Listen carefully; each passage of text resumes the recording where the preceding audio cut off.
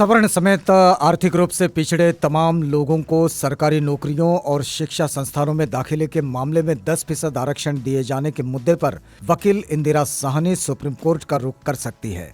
ये वही इंदिरा साहनी है जिन्होंने मंडलायुक्त की सिफारिशों को लागू करने के खिलाफ अदालत में याचिका दायर की थी और नरसिम्हा राव सरकार के आरक्षण कानून के विरुद्ध अदालत गई थी। सुप्रीम कोर्ट ने उनकी याचिका पर सुनवाई के बाद दिए इंदिरा साहनी बनाम भारतीय संघ के नाम से मशहूर मामले के फैसले में ये कहा था कि आरक्षण की ऊपरी सीमा 50% से ज्यादा नहीं हो सकती। वही इंदिरा साहनी जल्द ही इस पर फैसला करेगी कि उन्हें संसद में पारित किए गए संविधान संशोधन के खिलाफ अदालत जाना चाहिए या नहीं। साहनी ने कहा कि ये कानून भारतीय संविधान के मूल नियमों का उल्लंघन करता है। इतना ही नहीं, उन्होंने ये भी कहा कि इस बाबत किसी ने पहले से ही अदालत में याचिका दायर कर दी है। साहनी का कहना है कि इस बिल को कोर्ट में चुनौती दी जाएगी। उन्होंने कहा कि उन्हें इस बारे में सोचना होगा कि क्या वो इस संविधान संशोधन को कोर्ट में चुनौती दे सकती है।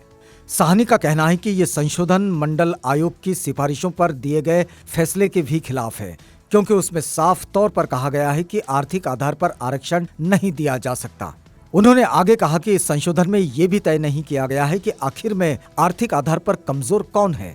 सरकार ने ये फैसला राज्य सरकारों पर छोड़ा है कि वो अपने हिसाब से ये तय करे कि कौन आर्थिक रूप से कमजोर है। ऐसी स्थिति में सभी राज्यों की सरकारें अपने अपने हिसाब से इसकी परिभाषा तय करेगी। इंदिरा साहनी ने कहा है कि इस बिल के बाद अब आरक्षण की सीमा बढ़कर 60% तक हो जाएगी और बिना आरक्षित वाले कोटा के योग्य लोगों के लिए मुसीबतें बढ़ जाएगी। 1992 में प्रधानमंत्री नरसिम्हा राव के कोटा बिल को चुनौती देने वाली साहनी ने कहा है कि उस समय कोर्ट के फैसले की सबसे अहम बात थी संविधान में पिछड़े वर्ग की परिभाषा।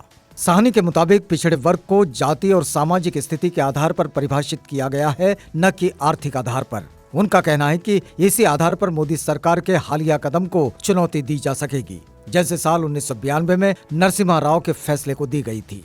गौरतलब है कि आर्थिक रूप से पिछड़े लोगों को 10% आरक्षण देने के लिए संसद में संविधान संशोधन बिल पास किया गया है और अब इसे राष्ट्रपति ने भी मंजूरी दे दी है। इसमें सवर्ण समेत वे सभी लोग आएंगे जिन्हें अब तक किसी तरह के आरक्षण नहीं मिला है।